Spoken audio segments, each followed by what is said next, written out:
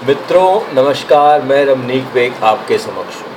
मित्रों, आज मैं साइनसाइटिस से संबंधित जो प्राणायाम है और भोजन चिकित्सा है उसके बारे में आपको बताने जा रहा हूँ।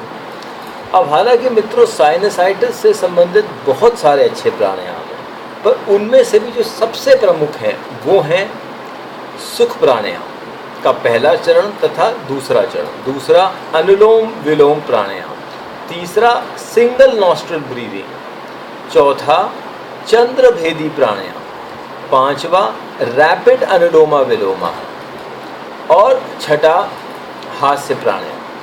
तो यहाँ मित्रों मैं आपको अनुलोम विलोम के बारे में बताने जा रहा हूँ, जो साइनसाइटिस के लिए एक बड़ा अच्छा प्राणायाम माना जाता है।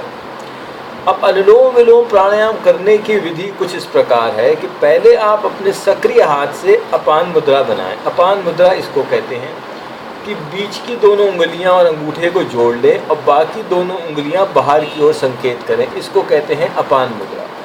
इसके बाद इस प्राणायाम करने की जो प्रारंभिक अवस्था है वो है कि पहले आप अपनी दाईं नासिका को बंद करें और बाईं से सारी सांस बाहर निकाल दें।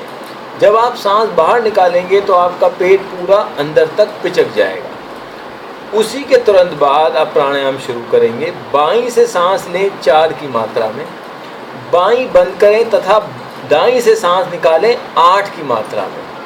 उसी के तुरंत बाद दाईं से ले लें 4 की मात्रा में और फिर दाईं बंद करके बाईं से निकालें 8 की मात्रा में। तो आपका एक राउंड कंप्लीट हो जाएगा।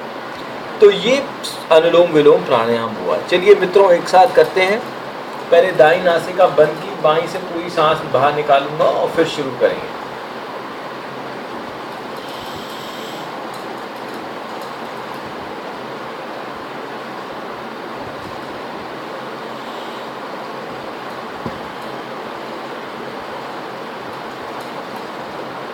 तो मित्रों, ये कंप्लीट हुआ एक राउंड इस प्राणायाम का।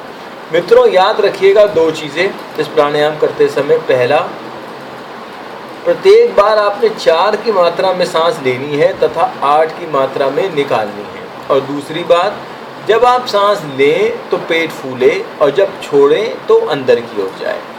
अब मित्रों, जहाँ तक ये भोजन चिकित्सा का सवाल है, इस पर्टिकुलर प्रॉब्लम साइनसाइटिस के लिए भोजन चिकित्सा में, इसमें याद रखिएगा कि आप एंटी इन्फ्लेमेटरी खानों का प्रयोग ज़्यादा करें। मतलब जो खाने के पदार्थ सूजन को कम करने वाले हैं या सूजन को रोकने वाले हैं, उनका प्रयोग ज़्यादा करें। इनमें से भी सबसे प्रमुख जो हैं वो हैं एंटीऑक्सीडेंट युक्त पदार्थ, जैसे जिन पदार्थों में vitamin A, vitamin E, vitamin C, flavonoids, carotenoids या सेलेनियम, पॉलीफेनॉल्स उपलब्ध हैं, वो सूजन को रोकने में बहुत हितकारी हैं।